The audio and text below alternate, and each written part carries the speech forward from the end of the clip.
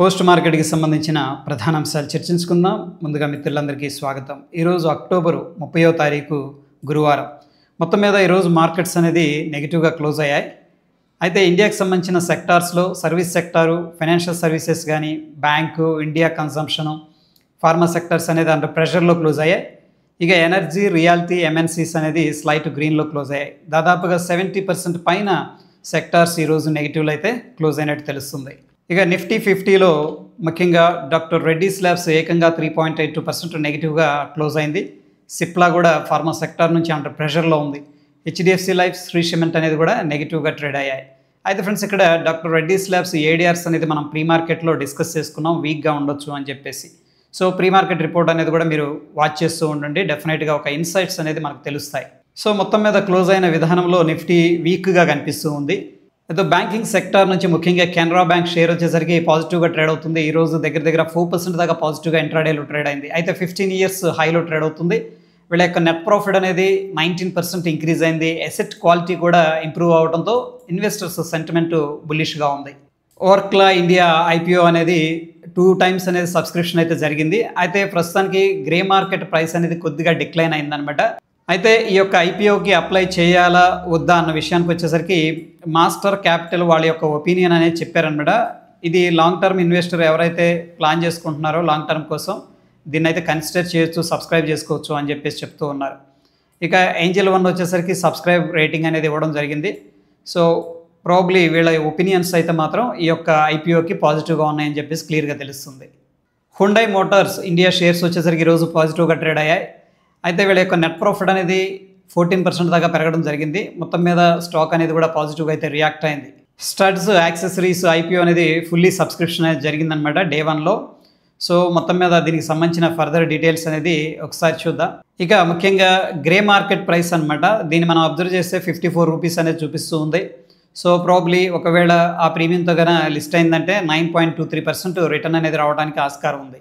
ఇక బ్రోకరేజ్ సంస్థ SBI securities ఏమంటుందంటే సబ్స్క్రైబింగ్ అనే ట్యాగ్ ఇచ్చింది. సో పాజిటివ్గా ఉన్నట్టు దీన్ని మనం అర్థం చేసుకోవచ్చు. ఫెడ్ ఇంట్రెస్ట్ రేట్ డెసిషన్ తర్వాత మార్కెట్స్ అనేది కొద్దిగా నర్వస్గా నెగిటివ్గా ట్రేడ్ అయ్యాయి. అయితే ఈరోజు మార్కెట్ ఎందుకు పడింది అన్న విషయానికి వచ్చేసరికి ఫెడ్ ఇంట్రెస్ట్ రేట్ డెసిషన్ డిసెంబర్లో ఉంటుందా లేదా అన్న దానికి ఒక క్లారిటీ ఇవ్వలేదన్నమాట. కొద్దిగా కాషియస్గా ఉంది. ప్రాబ్లీ మార్కెట్స్ ఏంటంటే నెక్స్ట్ డిసెంబర్ క్వార్టర్లో రేట్ కట్ అనేది ఉండదేమో అని చెప్పేసి ఒక ఫీర్ అనేది ఎక్స్ప్రెస్ చేశాయి. దాని తర్వాత ఎఫ్ఐఎస్ కూడా నెట్ సెల్లర్స్గా ఉన్నారు. ఓకే, అందుకని మార్కెట్ కూడా కొద్దిగా నెగిటివ్గా ఉంది. ఇక వోల్టాలిటీ అనేది కూడా రైజ్ అయింది కాబట్టి మొత్తం మీద కొద్దిగా అన్సర్టనిటీ అనేది ఫెడ్ డెసిషన్స్ వల్ల, of course US China, US India deals అనేది ఇంకా క్లారిటీ రాలేదు కాబట్టి మార్కెట్స్ స్టిల్ అండర్ ప్రెషర్లో ఉన్నాయి. ఈరోజు సెజిలిటీ వచ్చేసరికి 10% దాకా పాజిటివ్గా ఇంట్రాడేలో ట్రేడ్ అయింది. దీనికి గల కారణం ఏంటంటే వీళ్ళ యొక్క Q2 రిజల్ట్స్ అనేది చాలా ఇంప్రెసివ్గా ఉన్నాయి. అయితే ఫ్రెండ్స్, ట్రంప్ గారు ఇంతకుముందు టారిఫ్ విధి విధానాలు అనేది చాలా వాటికి నెగిటివ్గా ఇంపాక్ట్ చేసినాయి. దానివల్ల స్టాక్ అనేది వాలటైల్గా ఉంది. బట్ ఎనీహౌ Q2 రిజల్ట్స్ అనేది ఇచ్చాక చాలామంది ఇన్వెస్టర్స్ ఏంటంటే కాన్ఫిడెన్స్ అనేది బిల్డప్ అయింది ఈ స్టాక్ మీద. ప్రాబ్లీ వాళ్ళు ఇన్వెస్ట్ చేస్తున్నారు అనుకుంటాను. అందుకే స్టాక్ అనేది 10% దాకా పాజిటివ్గా రియాక్ట్ అయింది. సమేనా స్పెషల్ సిచ్యువేషన్స్, మార్షియస్ వీళ్ళేంటంటే డైనమాటిక్ టెక్నాలజీస్లో కొద్దిగా స్టేక్ అనేది సెల్లింగ్ అనేది చేస్తూ వస్తూ ఉన్నారు. సో ప్రస్తుతానికైతే 0.79% ఈరోజు ఆఫ్ రోడ్ చేశారు ఓపెన్ మార్కెట్ ద్వారా అని చెప్పేసి తెలుస్తూ ఉంది. ఎల్ఎన్టీ ఈరోజు 2% దాకా పాజిటివ్గా అయితే ట్రేడ్ అయింది. ఫ్రెష్ హైలో ట్రేడ్ అవుతుంది. Q2 రిజల్ట్స్ అనేది చాలా చక్కగా పాజిటివ్గా ఇవ్వడం అనేది జరిగింది. And at the same time ఏంటంటే వీళ్ళ యొక్క ఆర్డర్ బుక్ కూడా చాలా స్ట్రాంగ్గా ఉంది. చాలామంది బ్రోకరేజ్ సంస్థలు ఏంటంటే దీనికి పాజిటివ్ రేటింగ్ అనేది ఇవ్వడం జరిగింది. బ్రోకరేజ్ సంస్థలో ముఖ్యంగా మోతీలాల్ ఒస్వాల్ వీళ్ళు ఏంటంటే టార్గెట్ ప్రైస్ అనేది రైజ్ చేశారనమాట. సో బై రేటింగ్ అనేది కూడా ఇనిషియేట్ చేశారు. టార్గెట్ ప్రైస్ వచ్చేసరికి 4,300 రూపాయలు పర్ షేర్. ఇన్వెస్టెక్ ఏంటంటే ప్రస్తుతానికి బై రేటింగ్ అనేది ఇచ్చింది. టార్గెట్ ప్రైస్ వచ్చేసరికి 4,800 రూపాయలు పర్ షేర్ అనమాట. ప్రీవియస్గా ఏమో 4,460 అని చెప్పేసి చెప్పింది, ఇంక్రీజ్ చేసింది అనమాట. ఇక సిఎల్ఎస్ఏ వచ్చేసరికి అవుట్ పర్ఫార్మ్ అనే ట్యాగ్ ఇచ్చింది.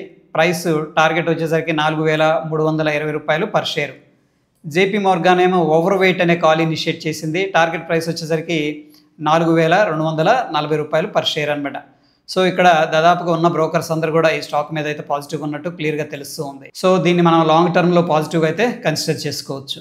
డాక్టర్ రెడ్డీస్ ల్యాబ్స్ ఈరోజు 6% దాకా పడిపోవడం అనేది జరిగింది. దీనికి గల కారణం ఏంటంటే సిమాగ్లూటైడ్ అనే డ్రగ్ ఇంజెక్షన్ ఉందన్నమాట. దానికి సంబంధించిన కొన్ని ఇష్యూస్ అనేది కెనడా రైజ్ చేసింది. సో ప్రస్తుతానికి డాక్టర్ రెడ్డీస్ ల్యాబ్స్ ఆ న్యూస్ వల్ల 6% దాకా పడిపోయింది ఇంట్రాడేలో ఒకనొక టైంలో. సో ఇది మనం షార్ట్ టర్మ్లో నెగిటివ్గా అయితే కన్సిడర్ చేసుకోవచ్చు.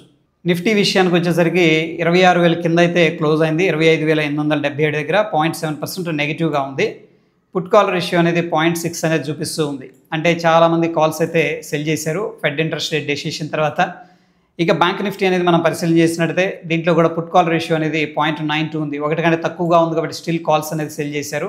అంటే కొద్దిగా బేరిష్ వ్యూలో పొజిషన్స్ ఉన్నాయి.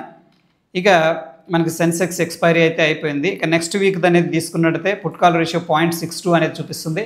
చాలామంది అయితే కాల్సే సెల్ చేసినట్టు తెలుస్తూ ఉంది. నిఫ్టీ, బ్యాంక్ నిఫ్టీ, సెన్సెక్స్ ఈ మూడిట్లో కూడా ఎక్కువ మంది కాల్స్ సెల్ చేశారు. సో ప్రాబ్లీ కొద్దిగా మార్కెట్లో ప్రెషర్ ఉంటుందని చెప్పేసి ఎక్స్పెక్ట్ చేస్తున్నట్టు మనం అర్థం చేసుకోవచ్చు. ఇండియా విక్స్ అనేది అబ్జర్వ్ చేసినట్టయితే 0.79% ఇంక్రీజ్ అయింది. సో ఇండియన్ మార్కెట్స్లో కొద్దిగా వోలటాలిటీ పెరిగిందని చెప్పేసి ఇండియా విక్స్ చెప్తుంది. ఇక డాలర్ ఇండెక్స్ విషయానికి వచ్చేసరికి కొద్దిగా బుల్లిష్గా ట్రేడ్ అవుతుంది. ఇక Dow Jones industrial average futures అనేది మనం అబ్జర్వ్ చేసినట్టయితే నిన్నటి రోజున ఫెడ్ ఇంట్రెస్ట్ రేట్ డెసిషన్ తర్వాత కొద్దిగా వోలటైల్గా ఉంది. అగైన్ ఈ రోజు కూడా కొద్దిగా నెగిటివ్గా ట్రేడ్ అవుతుంది. మనం చూస్తున్న సమయానికి 83 పాయింట్లు నెగిటివ్గా ఉంది. ఇక నిఫ్టీ విషయానికి వచ్చేసరికి ఈరోజు గ్యాప్ డౌన్ అయింది. దాని తర్వాత కొద్దిగా బౌన్స్ అనేది జరిగింది కానీ సస్టైన్ అవ్వలేదన్నమాట. ఎనీహౌ ప్రస్తుతానికి మనకి ఇమీడియట్గా 25,824 ఒక ఇంపార్టెంట్ సపోర్ట్ ఉంది. 26,000 అనేది ఒక ఇంపార్టెంట్ రెసిస్టెన్స్. ఈరోజు 25,900 కోసం అయితే చాలా ఫైట్ అనేది జరిగిందనమాట. మొత్తం మీద ప్రస్తుతానికి అయితే కొద్దిగా బేరిష్గానే క్లోజ్ అయింది. బ్యాంక్ నిఫ్టీలో ప్రస్తుతానికి 57,628 అనేది ఇంపార్టెంట్ సపోర్టు, 59,000 అనేది ఇంపార్టెంట్ రెసిస్టెన్స్. సెన్సెక్స్ విషయానికి వచ్చేసరికి 84,257 ఒక ఇంపార్టెంట్ సపోర్ట్ ఉంది. 85,359 అనేది ఒక ఇంపార్టెంట్ రెసిస్టెన్స్ అనేది కనిపిస్తుంది. ఇక గోల్డ్ విషయానికి వచ్చేసరికి 1,23,677 అనేది ఒక ఇంపార్టెంట్ రెసిస్టెన్స్, 1,18,444 అనేది ఒక ఇంపార్టెంట్ సపోర్ట్. సిల్వర్ విషయానికి వచ్చేసరికి 1,53,388 ఇంపార్టెంట్ రెసిస్టెన్స్, 1,45,885 అనేది ఒక ఇంపార్టెంట్ సపోర్ట్ లాగా ఉండే అవకాశం ఉంది. ఇక క్రూడ్ ఆయిల్ విషయానికి వచ్చేసరికి 5,290 important support, 5,452 important resistance. Natural గ్యాస్లో 344 ఇంపార్టెంట్ రెసిస్టెన్స్, 318 అనేది ఒక ఇంపార్టెంట్ సపోర్ట్ అనేది కనిపిస్తుంది. ఇక బిట్ కాయిన్లో 1,11,570 ఇంపార్టెంట్ రెసిస్టెన్స్, 1,08,674 అనేది ఇంపార్టెంట్ సపోర్ట్ లాగా ఉండే అవకాశం ఉంది.